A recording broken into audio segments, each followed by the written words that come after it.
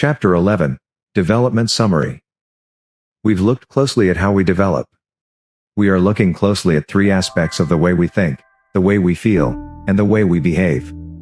All three have one thing in common. They tend to have aspects which are hidden from us and are part of the automatic. Everything. Behavior, as opposed to feeling and thinking, develops as we interact with others. Behavior starts as we develop as an individual and then become ourselves as part of the family, part of a peer group and part of the herd. Our behavior more and more reflects how we interact and how we merge with our surroundings. Behavior often, far more often than we may think, is driven by our feelings. This is particularly true as being with others is a biologically defensive action, and as we have seen in the past, any defensive action is primarily driven by emotion and not thought. We tend to adopt beliefs of the group we are in and behave accordingly. Briefly, we discuss the quality of life being mainly emotional factors or behavioral factors based on biological ages. Both thoughts and feelings develop side by side. If there is no emotional environment around us supporting us, we would never begin to think. Thinking is the first act that designates our existence. Cogito ergo sum means just that. I don't subscribe to the philosophy associated with it. I think it's quite conceited because if you didn't think of something, does that mean it doesn't exist? I think it would be much better to say, sentio ergo cognito ergo sum. In other words, if we didn't feel, we wouldn't be thinking. There are many commonalities between the development of thinking and feeling. In our subconscious, our feelings are designated as the main emotion. Emotions know neither constraints in time nor boundaries. Thoughts have constraints in time and they have boundaries. When thought meets an emotion in our conscious level, it gains some of the aspects of time boundaries, but not all of them. There are different hues of emotion that will color the automatic thought, and where appropriate, thrust the thought into the spotlight as we become aware. Most importantly, we learn to exist to accomplish as we have entered the golden age where the only anxieties are those in beating the unknown. Most of us fail and are saddled with many other anxieties which we are doomed to cope with. Then we spend our lives avoiding sadness.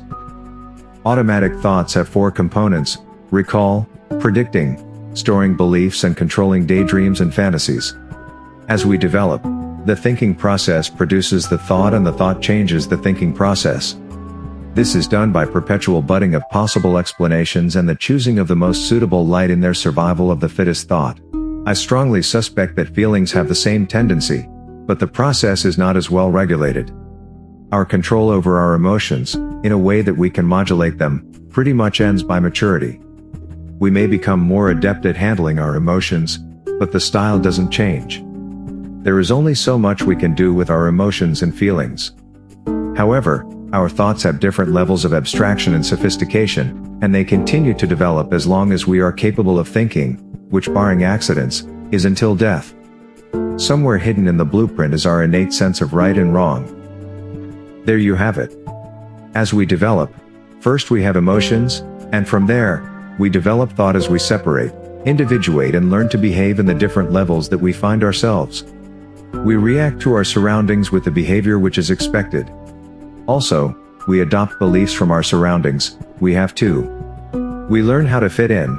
Our behavior means that we are part of whichever group we belong to that time. We readily accept, at the level of automatic everything, the behavior and the explanations or beliefs of the group. Otherwise, we don't belong and we need to belong. On the other level, we are thinking and trying to reason how we are different. This, in a nutshell, is development.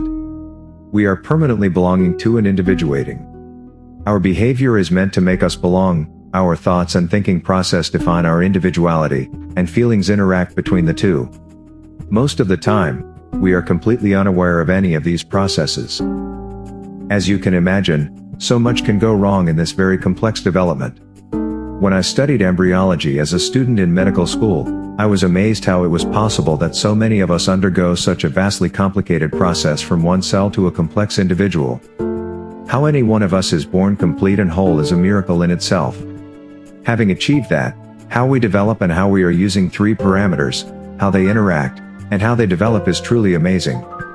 It is so intricate that it is hardly surprising that things can go wrong. Indeed, they do go wrong. In the next part of the book, We will look at how they can and what happens when they do.